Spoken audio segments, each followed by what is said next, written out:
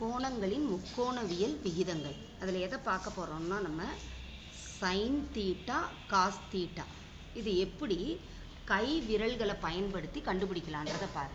உன் எக்ஸாம் ஹாலில் இடது கை ஃப்ரீயாக தான் இருக்கும், அதனால் இடது கை எடுத்துக்கோ. உனக்கு புரியணுன்றதுக்காக சார்ட்டில் செஞ்சுருக்கேன். இப்போ பாரு, ஒரு விரலை மடக்கணும்னா ரெண்டு பகுதியாக பிரியுது. இது என்ன பகுதி? கட்டை விரல் பகுதி. இது என்ன பகுதி? சுண்டு விரல் பகுதி. இப்போ ஒவ்வொன்றா மடக்கி பாரு.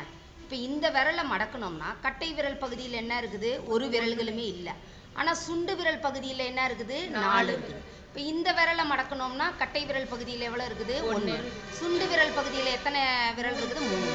இப்போ இந்த விரலை மடக்கணும்னா கட்டை விரல் பகுதியில் எத்தனை இருக்குது? 2. சுண்டு விரல் பகுதியில் எத்தனை இருக்குது? 2. இப்போ இந்த விரலை மடக்கணும்னா கட்டை விரல் பகுதியில் எத்தனை விரல் இருக்குது? 3. சுண்டு விரல் பகுதியில் 1. இப்போ சுண்டு விரலை மடக்கிறேன். இப்போ இதை மடக்கும்போது கட்டை விரல் பகுதியில் எத்தனை விரல் இருக்குது? 4. சுண்டு விரல் பகுதியில் விரல் இருக்குதா? இல்லை, 0. அப்போ இப்போ இதுதான் இந்த மடக்கி கண்டுபிடிக்க போகிறோம். இப்போ கவனி, சைன் 0 புரியுதா?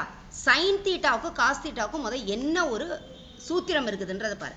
கட்டை விரல் பக்கத்தில் உள்ள விரல்களின் எண்ணிக்கையினுடைய வர்க்கமூலம் /2.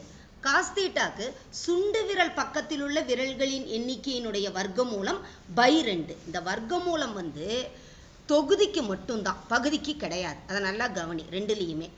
இப்போ சைன் 0 டிகிரி காஸ் 0 டிகிரி இது ரெண்டையும் எப்படி கண்டுபிடிக்கல? இப்போ 0 டிகிரி உள்ள விரலை மடக்கிக்கோ, கட்டை விரலை. இப்போ நான் என்ன சொன்னேன்? கட்டை விரலுக்கு எந்த சைன் தீட்டாவுக்கு எந்த பக்கம்? கட்டை விரல் பக்கம். கட்டை விரல் பக்கத்தில் எண்ணிக்கை ஏதாவது இருக்குதா? விரல்கள் இல்லை. அப்போ என்ன போட்டுக்கலாம்? 0/2. 0/2 என்னது? 0.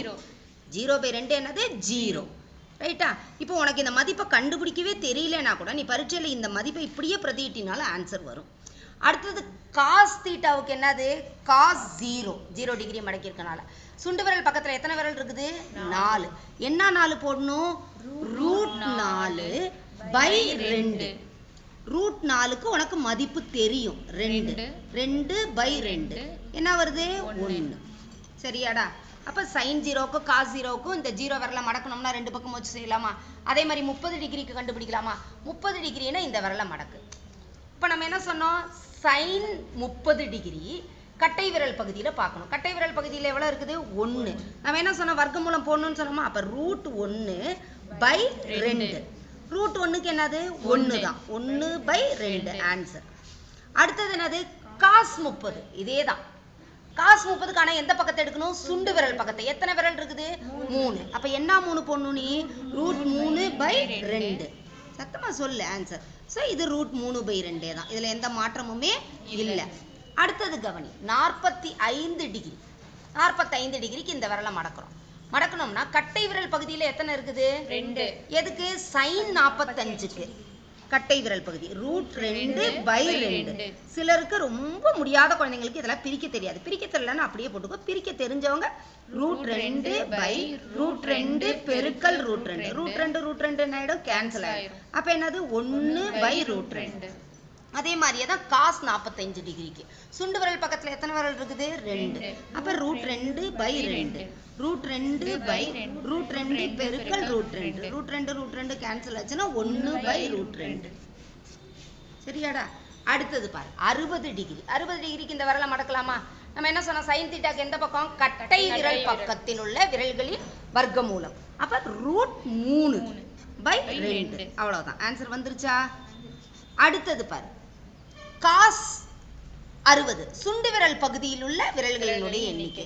ஏன்னா அது √1. இங்கே √1ன்னு புரியறதுக்காக போட்டால் புரியல. √1 1 தான். டைரெக்டாக போடுறதுனாலும் போடு. நம்ம ஃபார்முலாவில் இருக்கிறதுனால ரூட் போட்டுக்கிறோம்.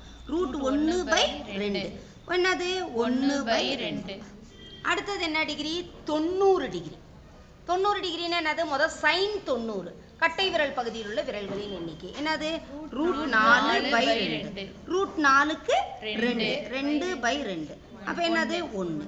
அடுத்தது என்னது? காஸ் 90. காஸ் 90க்கு சுண்டு விரலுக்கு இந்த பக்கம் ஏதாவது விரல்கள் இருக்குதா? இல்லை. அப்போ என்னது? 0/2. 0/னா 0/anything என்ன வரணும்? நமக்கு 0. மதிப்புகள் ஈஸியாக இருக்கா? அதனால பரீட்சை ஹாலில் நீ கையிலேயே உன்னுடைய விடைகள் இருக்குது. அதுக்காக நீ ரொம்ப மனப்பாடம் பண்ணி கஷ்டப்பட வேண்டிய அவசியம் இல்லை.